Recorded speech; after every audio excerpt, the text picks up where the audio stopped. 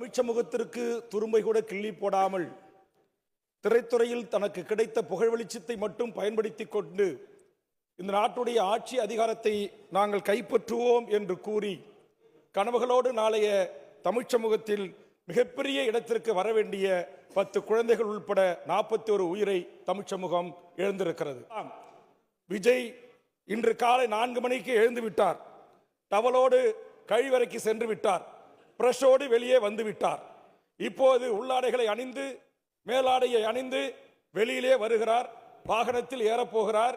வாகனத்தில் ஏறி கேடுகள் திறக்கப்பட்டன. வீதியில் சென்று கொண்டிருக்கிறார். இதோ பாருங்கள் நேரடி காட்சி. பிரத்யோகமா இது எங்களுக்கு மட்டும் கிடைத்தது என்று பெருமை தட்டிக் கொள்ளுகின்ற இந்த நாட்டுடைய 4வது தூணாக இருக்கிற எனது அருமை தமிழ்நாட்டில் விரவிட்டு எண்ணக்கூடிய ஒரு சில பத்திரிகை ஊடகங்கள் தமிழ்நாட்டு மக்களிடத்தில் மிகப்படுத்தப்பட்ட ஒரு போலி பிம்பத்தை இவர் வந்தால் தேனாரோடும் பாலாரோடும் லஞ்சம் வழியும் அது வழியும் இது வழியும் என்று மிகப்படுத்தப்பட்டு கொண்டு போய் மக்களிடத்தில் சேர்த்ததோட விளைவு எப்படியாவது அவரை பார்த்துவிட வேண்டும் என்று ஆர்வத்தோடு வந்த ஒரு கூட்டம் தமிழ்நாடு முழுக்க இருக்கிற அந்த மையத்தை ஒட்டி இருக்கிற மாவட்ட செயலாளர்களுக்கு நம்முடைய தலைவர் வருகிறார், நம்முடைய தளபதி வருகிறார், நாம் நம்முடைய வெயிட்டை காமிக்கணும், பல்லாயிரக்கணக்கான பேர் வரணும்னு டார்கெட் கொடுக்கப்படுகிறது. அந்த ஒளிக்காட்சி சமூக வலைத்தளத்தில் பரவி கொண்டிருக்கிறது. 12 அடி கொண்ட ஒரு பேருந்து, மொத்தம் 22 அடி கொண்ட சாலையில் 12 அடி பேருந்து ஒரு எல் போட்டா எல் விடக்கூடிய இடத்தில் அறிவில் தன்மையாக அறிவில்லாத தனத்தோடு அதை ஓட்டச் செய்து 60 கேமராக்களிலே பணம் பிடித்து நாளை தன் பணம் ரிலீஸ் ஆவதற்கு பயன்படுத்திக் கொள்ளலாம் என்று திட்டமிட்டு ஒரு இடத்தில் குவிக்கப்பட்டதோட விளைவு இந்த நெரிசல், இந்த மூச்சு திணறல், இந்த மிதிபடு. இன்னும் சொல்ல போனால் 1.5 வயது குழந்தை மயக்கமுற்று கிடக்கிறது. அந்த குழந்தையின் தாளில் ஏறி நின்று தன்னுடைய கதாநாயகனை புகைப்படம் எடுப்பதற்காகவும் அந்த பக்கம் நோக்கி செல்ஃபி எடுப்பதற்காகவும் அந்த குழந்தையை முறித்து குதித்து செத்தினுடைய விளைவு வெளா எலும்புகளும் தாடை எலும்புகளும் முறிக்கப்பட்டிருக்கிறது மருத்துவ அறிக்கை சொல்லுகிறது. இறந்தவர்களில் 14க்கு மேற்பட்டவர்கள் வேலிமில் ஏறி நின்றதன் காரணமாக விலா எலும்பு முறிக்கப்பட்டிருக்கிறது என்று மருத்துவ ஆய்வுக்குறு அறிக்கைகள் சொல்லுகிறது.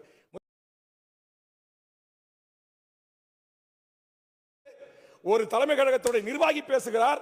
தமிழ்நாடு முழுக்க இருக்கிற அந்த மையத்தை ஒட்டி இருக்கிற மாவட்ட செயலாளர்களுக்கு நம்முடைய தலைவர் வருகிறார், நம்முடைய தளபதி வருகிறார், நாம் நம்முடைய வெயிட்டை காமிக்கணும், பல்லாயிரக்கணக்கான பேர் வரணும்னு டார்கெட் கொடுக்கப்படுகிறது. அந்த ஒளிக்காட்சி சமூக வலைத்தளத்தில் பரவி கொண்டிருக்கிறது. அப்படி கொடுக்கப்பட்டு பல்வேறு மாவட்டங்களில் இருந்து வந்து குவிக்கப்பட்ட ஒரு கூட்டம் ரசிகத்தன்மையோடு பார்க்க வந்து காலை 7 மணியிலிருந்து காத்து கிடந்த ரசிகர்கள், பெண்கள் ஆர்வத்தினால் பார்க்க வந்த கூட்டம் என்று கட்டுக்கடங்காத ஒரு கூட்டம் அனுமதி கொடுத்த இடத்தில் கூடியிருக்கிற ஒரு சூழலில் 12 அடி கொண்ட ஒரு பேருந்து, மொத்தம் 22 அடி கொண்ட சாலையில் 12 அடி பேருந்து ஒரு எல் போட்டா எல் விடக்கூடிய இடத்தில் அறிவில் தன்மையாக அறிவில்லாத தனத்தோடு அதை ஓட்டச் செய்து 60 கேமராக்களிலே பணம் பிடித்து நாளை தன் பணம் ரிலீஸ் ஆவதற்கு பயன்படுத்திக் கொள்ளலாம் என்று திட்டமிட்டு ஒரு இடத்தில் குவிக்கப்பட்டதோட விளைவு இந்த நெரிசல். ஒரு தலைமை கழகத்துடைய நிர்வாகி பேசுகிறார். தமிழ்நாடு முழுக்க இருக்கிற அந்த மையத்தை ஒட்டி இருக்கிற மாவட்ட செயலாளர்களுக்கு நம்முடைய தலைவர் வருகிறார், நம்முடைய தளபதி வருகிறார், நாம் நம்முடைய வெயிட்டை காமிக்கணும், பல்லாயிரக்கணக்கான பேர் வரணும்னு டார்கெட் கொடுக்கப்படுகிறது. அந்த ஒளிக்காட்சி சமூக வலைத்தளத்தில் பரவி கொண்டிருக்கிறது.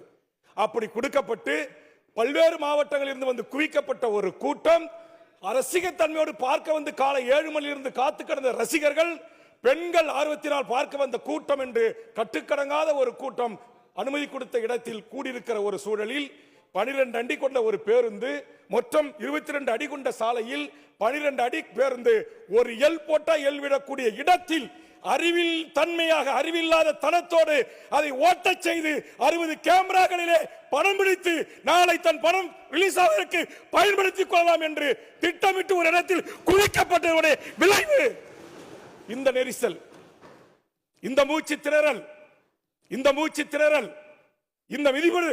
இன்னும் சொல்ல போனால் 1.5 வயது குழந்தை மயக்கமுற்று கிடக்கிறது. அந்த குழந்தையின் தாளில் ஏறி நின்று தன்னுடைய கதாநாயகனை புகைப்படம் எடுப்பதற்காகவும் அந்த பக்கம் நோக்கி செல்ஃபி எடுப்பதற்காகவும் அந்த குழந்தையை முறித்து குதித்து செத்தினுடைய விளைவு வெளா எலும்புகளும் தாடை எலும்புகளும் முறிக்கப்பட்டிருக்கிறது மருத்துவ அறிக்கை சொல்லுகிறது. இறந்தவர்களில் 14க்கு மேற்பட்டவர்கள் வேலிமில் ஏறி நின்றதன் காரணமாக விலா எலும்பு முறிக்கப்பட்டிருக்கிறது என்று மருத்துவ ஆய்வுக்குறு அறிக்கைகள் சொல்லுகிறது. முதலமைச்சர் அவர்கள் சொன்னார்களே 152 மருத்துவர்களை கொண்டு 14 மணி நேரம் அந்த போஸ்ட்மார்ட்டம் ரிப்போர்ட் செய்யப்பட்டு கொடுக்கப்பட்டிருக்கிறது. ஆனால் என்ன வதந்திகள் பரவின.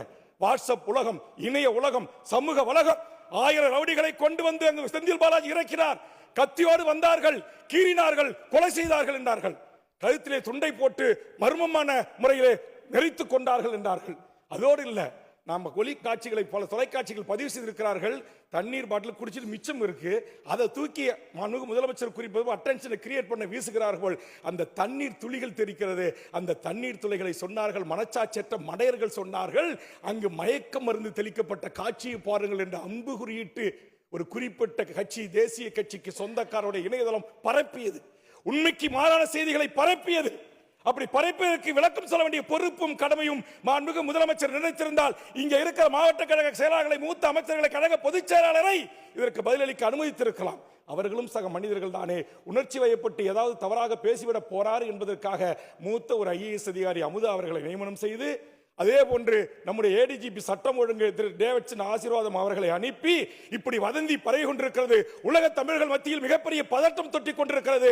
அதனால் தயவு செய்து இதற்கு ஒரு முடிவு எடுக்க வேண்டும், உண்மை செய்தியை மக்களுக்கு சொல்ல வேண்டும் என்கிற நல்ல நோக்கத்திற்கு சட்ட ஒழுங்குக்கு பொறுப்பாக இருக்கிற முதலமைச்சர் அவர்கள் ஒரு பத்திரிகையாளர்களை சந்திப்பை நடத்தி அங்கு ஏன் மின்சாரம் நிறுத்தப்பட்டது, அங்க ஏன் மின்சாரம் இவர் வர்றதுக்கு முன்னாடி எல்லாம் டிரான்ஸ்ஃபார்மர்ல ஏறி உட்கார்றான். நம்மளாம் கூட்டம் போனா இங்க இருக்கிற எல்லா தலைவரும் அதிமுக உள்ளிட்ட எல்லா தலைவருடைய கூட்டம் சேர்ல தான் போய் உட்காரோம்.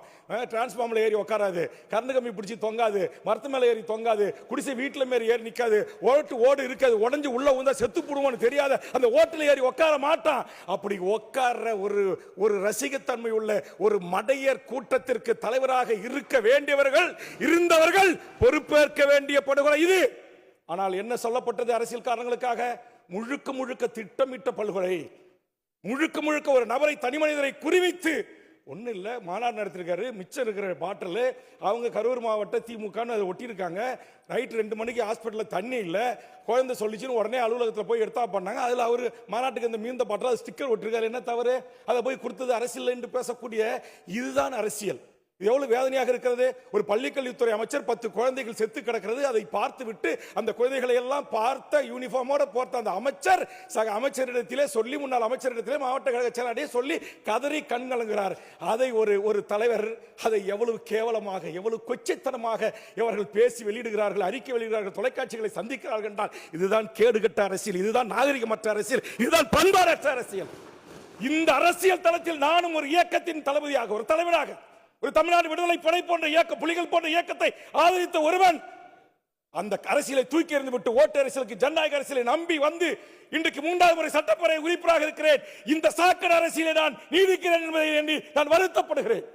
சரி, எங்க அரசியல் நிலைமை இப்படி இருக்கிறது என்று சொன்னால், நம்முடைய மக்கள் இப்படி புரிதல் இல்லாமல் இவர்களுக்கு பின்னால் அணிவகுக்கிறார்கள் என்று சொன்னால், இன்னைக்கு அந்த தலைவன் செய்து தவறு என்று 50 குடும்பத்திலிருந்து ஒருவர் கூட சொல்ல முடியாத அரசியல் செய்யப்பட்டிருக்கிறதை நான் அறிவேன். ஒருவன் கூட சொல்லலைங்க. இவர் இத்தனை வந்து 7 மணி நேரம் காலதாமதமாக வந்தாரு. அதோடு இல்லை, நான் கேட்கிறேன், இதுல என்ன பின்புலம் இருக்கு? நான் சொல்லுகிறேன், பின்புலமாக இருக்கிறது ஒன்றிய பாரதிய ஜனதா அரசு என்று பகிரங்கமாக குற்றம் சாட்டுறேன். இந்த நாட்டுடைய எத்தனையோ நடிகர்கள் இருக்கிறாங்க, அவங்களுக்கு எல்லாம் தனி விமானத்தில் எப்போ வேணுமாலும் ஏறி இறங்க அனுமதி கொடுக்கல. இந்தியா முழுக்க ஏறி இறங்க அனுமதி கொடுக்கல. President and prime minister and chief minister வரக்கூடிய, உள்துறை அமைச்சர் வரக்கூடிய பிரைவேட் கேட்டை அனுமதிக்கல. இவருடைய தனி விமானத்தில் இவர் தனி கார்ல போய் இறங்கி ஏறக்கூடிய அளவுக்கு இவருக்கு எப்படி அனுமதி கிடைக்கப்பட்டது? இதுவரையில் இவர் மத்திய அரசுடைய ஓய்வு பாதுகாப்பு கேட்டு மனு அளிக்கவில்லை என்று சொல்கிறார்கள். இதற்கு இன்னும் உண்மை வெளிவரவில்லை. விக்கிரவாண்டியில் நான் சென்னையிலிருந்து கூட்டம் முடிச்சுட்டு ஏன் ஒரு விக்கிரவாண்டி தாண்டி பண்டூட்டிக்கு போக முடியல. 24 மணி நேரம் டிராபிக் கூடிய அளவுக்கு மாநாட்டில் பாதுகாப்பு கொடுக்குறீங்க.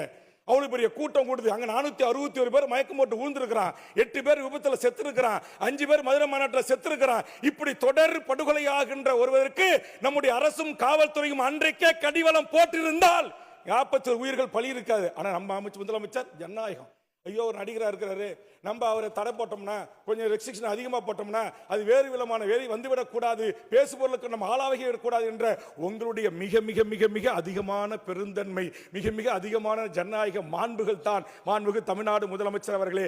நள்ளிரவில் தூங்காமல் நீங்கள் பறந்தோடி சென்று இந்த மக்களுக்கு உதவியதை கூட ஏதோ சதி நடந்து வச்சு முதலமைச்சர் போய் விறுவிறு 41 உடல்களை உடலாய்க்கூறி பண்ணி உடனே ஒப்படைக்கிறார் என்று சொல்லி அறிவிலித்தனமாக சொல்கிறார். நம்முடைய மக்கள் நல்வாழ்வுத்துறை அமைச்சர் சொன்னார், எப்படி 236 உடல்கள் 14 மணி நேரத்திற்கு முன்பாகவே உடல் பரிசோதனை செய்யப்பட்டதோ அப்படிதான் கிட்டத்தட்ட தமிழ்நாடு முழுக்க அந்த கரூர் மாவட்டத்தை மையமாக இருக்கிற அனைத்து மருத்துவக் கல்லூரி டீன் 3 டீன் நூற்றுக்கணக்கான மருத்துவர்களை கொண்டு டீம் அமைக்கப்பட்டு 24 உடற்கூறு ஆய்வு மருத்துவர்களை கொண்டு இன்னைக்கு அமைக்கப்பட்டு இன்னைக்கு போஸ்ட்மார்ட்டம் பண்ணி கொடுத்தாங்க.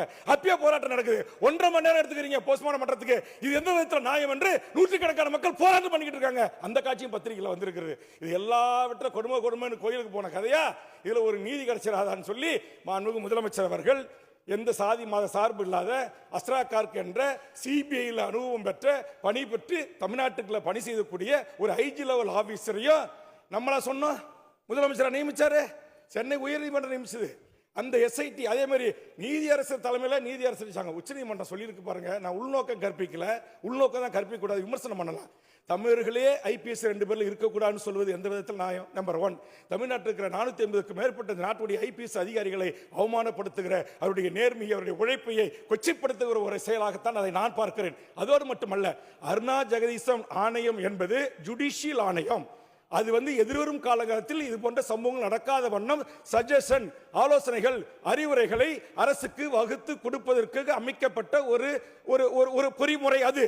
ஆனா சிபிஐ விசாரணை என்பது முழுக்க சிபிஐ கிரிமினல் சார்ந்த இந்த குற்றவாளிகள் இத்தனை பேர் செத்திருக்கிறார்கள், இதில் ஏதாவது வன்முறை வந்திருக்கிறதா, அவர்கள் குற்றம் சாட்டுவது போல் வேறு யாராவது இதில் சமூக விரோதிகள் ஊடுருவி இருக்கிறார்களா என்பதையெல்லாம் ஆய்வு செய்வது. ஆனால் உச்சநீதிமன்றம் இதை கூட கருத்தில் எடுத்துக் கொள்ளாமல் இன்றைக்கு நீங்க தமிழ்நாட்டை சேர்ந்த தமிழ் ஐபிஎஸ் அதிகாரிகள் இருக்கக்கூடாது, அதே மாதிரி நீங்க எஸ்ஐடிக்கு நாங்க தடை பண்றோம், நீதி ஆணையத்தையும் நாங்க தடை பண்றோம் என்று சொன்னால் இது ஏற்றுக்கொள்ள முடியாது. இந்த 7 கோடி மக்களால் தேர்ந்தெடுக்கப்படுகின்ற இந்த சட்டமன்றம் கூடி நம்முடைய மாண்புமிகு முதலமைச்சரையும் இந்த அமைச்சரையும் தேர்ந்தெடுத்திருக்கிறது. ஆக அப்படி முதலமைச்சர் அவர்களாலும் தமிழ்நாடு அரசுகளாலும் இன்றைக்கு அமைக்கப்பட்ட அந்த சிறப்பு புலனாய்வு பிரிவு இல்ல. நான் சொல்றது இந்த நம்முடைய அருணா ஜெகதீசன் என்கிற அதிலும் முதலமைச்சர் எவ்வளவு கரெக்டா கூர்ந்து கவனித்து நியமிச்சிருக்காரு. அதிமுக காலத்தில் போட்ட அருணா ஜெகதீசன் இதே வேற ஒரு நீதிபதியை போட்டிருந்தா அவர் திமுக வழக்கறிஞர் இருந்தாரு, பிபிஆர் இருந்தாரு, அவரை போட்டாங்க.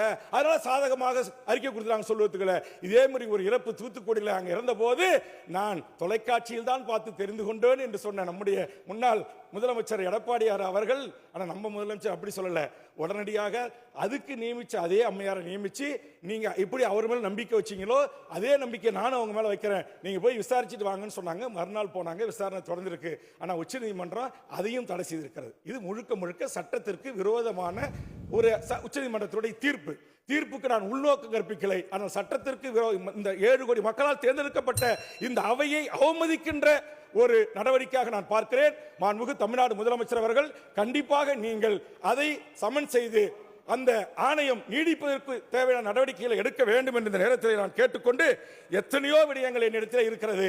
ஆக என்னை பொறுத்தவரையில் இந்த சமூகத்திற்கு திரும்பியும் கிள்ளி போடாத அரிதாரம் பூசிய நடிகர்களை நடிகராக பார்க்கக்கூடிய மனப்பான்மை என் தமிழ் சமூகத்துக்கு வர வேண்டும். என்கிட்ட இருக்கு. புஷி ஆனந்த் அவர்கள் அந்த மாவட்ட காவல்துறை கண்காணிப்பாளர் இடத்திலே இந்த இடத்தை நான் பெற்றுக்கொள்வதிலே மகிழ்ச்சி அடைகிறேன். நான் உங்களுக்கு எந்தவித தொந்தரவும் இல்லாமல் இந்த இடத்திலே கூட்டத்தை நடத்திக் கொள்வேன். எங்கள் நிர்வாகிகளுக்கு சொல்லிவிட்டேன், 10,000 பேர் தான் வருவார்கள், இந்த இடம் எங்களுக்கு போதும் என்று அவர் மாவட்ட காவல்துறை கண்காணிப்பாளரோடு அந்த ரூட் மேப்பை வைத்துக் கொண்டு தன் சக நிர்வாகிகளோடு டிஸ்கஸ் பண்ண வீடியோ வெளியே வந்திருக்கிறது. ஆக இவ்வளவு ஆதாரங்கள் இருக்கின்ற போது முழு பூசணிக்காயை சோற்றில் மறைப்பது போல் இவ்வளவு 31 டோன் கேமராக்கள் இருக்கிறது, இத்தனை தொலைக்காட்சிகள் நேரடி ஒளிபரப்பு செய்திருக்கிறது. எல்லார் கண்ணிலையும் மண்ணை தூவி விட்டு ஒரு அரசியல் கட்சியின் மீது ஒரு அரசின் மீது ஒரு தனிப்பட்ட ஒரு திமுகவின் மாவட்ட செயலாளர் மீது குற்றம் சொல்லி தப்பித்துக் கொள்கிற எவராக இருந்தாலும் சட்டத்தில் முன்னிறுத்தி தண்டிக்கப்படுவதற்கு மாண்புமிகு முதலமைச்சர் அவர்களே நீங்கள் சரியான நடவடிக்கை எடுக்க வேண்டும் என்ற அவையின் கவனத்தை நான் ஈர்த்து இந்த வழக்கில் இன்றைக்கு மதச்சார்பற்ற கட்சியை உருவாக்குறோம், இன்னைக்கு பாசிசமா என்று கேட்டவர் இன்றைக்கு ஆர்எஸ்எஸ் உடைய சங்கி கும்பல்களின் ஆலோசகர் தலைவர்கள் தான் அவர்களுக்காக உச்சநீதிமன்றத்தில் வாதாடி இருக்கிறார்கள்.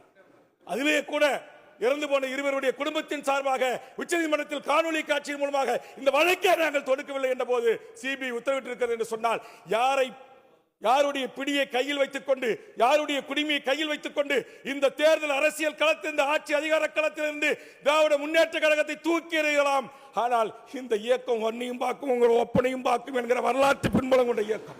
சமூக நீதி என்கிற மகத்தான ஆயுதம் எங்கள் கையில் இருக்கிறது, சமத்துவம் என்கிற ஆயுதம் எங்கள் கையில் இருக்கிறது என்பதை புரிந்து கொண்டு மாண்புமிகு பேரவைத் தலைவரின் வாயிலாக உண்மை வெளிவந்து உண்மையான குற்றவாளிகள் எவராக இருந்தாலும் சட்டத்தில் முன்னிறுத்தி தண்டிக்கப்பட வேண்டும். அதற்கு இந்த அவை நடவடிக்கை எடுக்க வேண்டும். இந்த அவையின் கவனத்தை ஈர்த்து மாண்புமிகு முதலமைச்சர் அமைச்சர் பெருமக்களும் ஆற்றிய மகத்தான பணிகளுக்கும் மருத்துவர்களை ஊசி போட்டு கொண்டு விட்டார்கள், செவிலியர்கள் கொண்டு விட்டார்கள் சொன்னார்கள். அந்த மகத்தான பணியை சகித்துக் கொண்டு செய்தவர்கள் காவல்துறை அதிகாரிகள், மருத்துவர்கள், செவிலியர்கள், அதற்கு உதவி செய்த பொதுமக்கள்.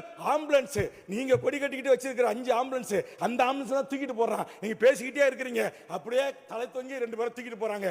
ஒரு குழந்தை அப்படியே இங்க செத்து கிடக்குது, உயிர் போச்சு. எல்லாரும் தண்ணி அடிக்கிறாங்க, முதலுதவி கொடுக்குறாங்க. 1 வயது பொண்ணு முதலுதவி செய்யறாங்க.